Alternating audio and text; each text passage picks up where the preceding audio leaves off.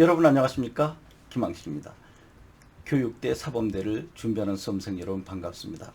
제가 몇 시간 전에 3초가 합격을 좌우한다 라고 했는데 1200명 정도가 이 영상을 몇 시간 만에 보셨습니다. 그래서 이번에는 3초가 합격을 좌우하는 그 부분을 좀 더 심화되게 접근해 보려고 합니다. 처음에 들어올 때 정중하게 인사하는 이 부분에서 문제가 발생했습니다. 자네는 학원을 다녔나? 남에게 지도를 받았나? 다른 학생들은 모두 안녕하십니까? 라고 인사하는데 왜 유독 자네만은 아무 말 없이 정중하게 목례만 하는가? 라고 반문을 했습니다. 실제 있었던 상황입니다. 대부분의 학생 같으면 그 자리에서 주저앉았을 것입니다. 이 학생은 이렇게 즉석에서 답변했습니다. 예, 교수님. 사실 제가 1차를 통과할 정도 성적은 되지 않았습니다. 그런데 어떻게 생기부와 자소서가 긍정적으로 평가되었는지 지금 이 교육대학에 합격돼서 면접에 오게 된 것입니다. 그래서 저는 이 기쁨을 교장 선생님께 알렸습니다. 들어가면서 교장 선생님 안녕하세요 라고 했더니 교장 선생님께서 쉿! 저는 깜짝 놀랐습니다. 이렇게 반갑게 인사하면 교장 선생님께서 긍정적으로 보실 줄 알았는데 그렇게 경박하게 인사하는 거 아니란다 라고 하셨습니다. 저는 깜짝 놀랐습니다. 이제까지 19년 동안을 안녕하십니까 라고 밝게 인사하는 것이 가장 좋은 예법인 줄 알았는데 교장 선생님께서는 그렇게 경박하게 하지 말아라 라고 했습니다. 정말 너가 안녕을 묻는 것이냐, 예의를 진정으로 지키는 것은 정중하게 목례하는 것, 이것이 상대를 존중하는 것이란다 라고 말씀을 하셨기에 그 말씀을 듣고 오늘 제가 교수님께 아무 말씀드리지 않고 인사만 한 것입니다 라고 했습니다. 면접관이 깜짝 놀란 거죠. 그 상황에 누구나 정말 다 주저앉을 수밖에 없는데 그 학생은 그렇게 침착하게 이야기를 했고요. 그리고 요즘에는 이제 블라인드 면접이지만 그 당시에는 이제 묻고 답하고 하는 경우가 있었습니다. 그래서 그 친구에게 또 질문합니다. 자네는 어디 김씨인가? 라고 했습니다. 그 친구는 예, 저는 경주 김가입니다. 라고 했다고 합니다. 이거 교대 구술 면접 시간입니다. 주어진 문제를 갖고 1분 30초 내지 3분 이내에 나름대로 논리를 펼치는 건 맞거든요. 그런데 그거 다 끝나고 난 다음에 개별 면접을 자유롭게 할 때가 있는 것입니다. 대부분은 경주 김씨입니다 라고 이야기하지 않나요? 근데 이 아이는 그것까지 배우고 간 것이죠. 아무리 안동 김씨, 안동 건씨, 경주 김씨를 할지라도 자기가 자기 가문을 이야기할 때는 반드시 가로 이야기한다라고 하는 것을 그 학생은 부모님께 배운 것입니다. 물론 지금 2019년에 그리고 그 친구는 2017년에 시험을 봤지만요. 이것이 시대착오적인 발상이다라고 할지 몰라도 이러한 작은 부분까지 섬세하게 관찰하는 학생, 부모, 교수님이 계시다는 것을 이번 기회에 알아두셨으면 좋겠습니다. 그랬더니 그분께서 자네는 경주 김씨로구나. 그분도 한 수 위죠. 나는 가라고 낮추고 상대는 아무리 어릴지라도 가문을 대표하는 사람이기 때문에 씨를 붙여준다는 사실.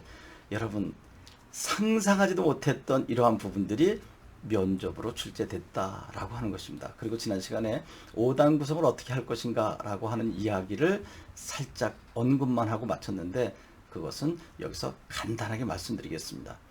지금 이 강의를 듣고 있는 학생도 있지만 부모님들이 많이 계신데 여러분들도 누구와 대화할 때 중언부언하기 쉽잖아요. 그때 첫 번째 주장과 의견을 간단하게 제시하면 되겠죠. 먼저 살짝 인사드리고 제가 부여받은 문제는 AI가 교단에 등장했을 때 교사는 어떻게 해야 하는가 라는 문제인데 저는 이 문제에 대하여 이렇게 생각합니다 라고 첫 번째 주장을 이야기하고요. 그리고 1초 정도 쉬었다가 상대가 왜 그러지? 라고 할 때쯤 1초가 상당히 긴 시간입니다. 왜냐하면 이러한 이유가 있기 때문입니다. 라고 첫 번째 이야기한 주장과 의견의 이유 근거를 명쾌하게 제시해 주는 것입니다. 그것을 모두 다 해도 8, 9초밖에 걸리지 않습니다. 이제 그때쯤 교수님께서는 나는 너와 같은 주장을 가지고 있지만 이유 근거가 다른데 라고 할 때쯤 상대의 마음을 읽는 거죠. 물론 조금 전에 제가 드린 말씀에는 이러이러한 문제가 제기될 수 있고 또한 전적으로 옳다고 생각하지 않습니다. 여기에는 이러이러한 다른 견해가 제기될 수도 있습니다. 라고 세 번째 단계에서 물론이라고 하는 부사를 집어넣는 것이죠. 이 부분은 악권입니다. 내가 앞에서 단도직입적으로 이야기한 주장 의견에 대한 이유 제시를 양보하는 거죠. 물론 제가 이야기한 것이 모두 옳은 것은 아닙니다라고 한 발 양보함과 동시에 앞에 계신 교수님의 마음을 읽어서 이러이러한 다른 견해가 있다는 것까지 상대방을 배려해서 이야기하는 것입니다.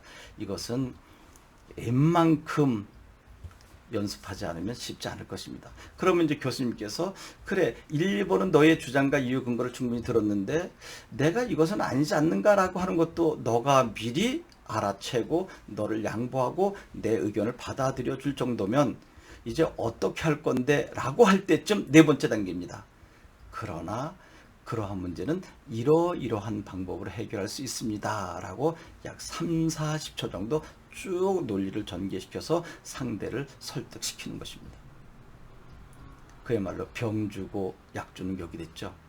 그리고 마지막에 이제 한 1, 2분 정도 오다 보면 논점이 흐려질 수 있을 때쯤 마지막에 그러므로 이러이러한 이유로 이것을 주장합니다. 라고 매듭을 지어주는 것인데 반드시 여러분 그러므로 이것을 주장합니다라고 첫 번째 이야기한 것을 다시 단순하게 확인하면 안 됩니다. 이것은 마치 김소월의 진달래 꽃의 수미 상관법과 같아서 너무나 단조롭습니다. 그래서 두 번째 이야기했었던 이유 근거를 먼저 이야기하는 것입니다. 따라서 이러이러한 이유로 그리고 1번 이것을 주장합니다. 라고 5단 구성으로 말씀드리게 된다면 어떠한 문제도 중언부언 횡설수설 하지 않고 답변할 수 있지 않을까요? 그러니까 앞에 3초에 보여준 예의를 충분히 교수님께 보여드려서 좋은 선입관을 갖게 하는 거죠. 야, 정말 좋은 교육을 받은 아이로구나. 어떻게 이 아이가 나온 고등학교에서는 이렇게 좋은 교육을 했을까? 여러분의 그 3초 행동으로 교장, 교감 선생님, 담임 선생님 그 밖에 모든 선생님은 여러분의 행동 하나로 이제 높임을 받게 되는 거죠. 그리고 여러분을 낳아주고 길러준 부모님은 더더군다나 높은 평가를 받지 않을까요? 여러분의 그 3초 행동이 여러분을 둘러싼 모든 지인들에게 대접을 받게 해준 중요한 행동이죠. 그리고 입을 열고 말하는 과정 속에서 아주 간단 명료하게 5단 구성을 사용한 것이죠. 다시 한번 간단 명료하게 해드리겠습니다. 저는 이 문제에 대하여 이렇게 생각합니다. 왜냐하면 이러이러한 이유가 있기 때문입니다. 물론 조금 전에 제가 드린 말씀에는 이러한 문제점이 있을 수 있고 또한 여기에는 이러이러한 이견이 있을 수 있습니다. 그러나 그러한 문제는 이러이러한 방법으로 해결할 수 있습니다. 따라서 이러이러한 이유로 이것을 주장합니다. 그런데 여러분 물론 그러나 따라서 할 때 얄밉게 하면 안 됩니다. 그러나 물론 그럼 얼마나 얄밉겠습니까? 물론 그러나 그러므로 템포를 늦춰서 정중하게 진솔한 마음을 담아서 이야기하면 상대는 아 그래서 그랬구나 라고 받아들이게 될 것입니다. 나에게 설득당했어도 나에게 졌어도 그들은 당연히 저 학생에게 내가 질 수밖에 없었다.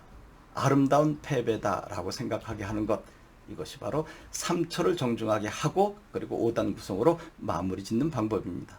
여러분 지난번에 많은 관심 보여준 거에 대한 보답으로 제가 다시 구체적으로 3초가 합격을 좌우한다라고 하는 것을 보충해 보았습니다. 여러분 고맙습니다.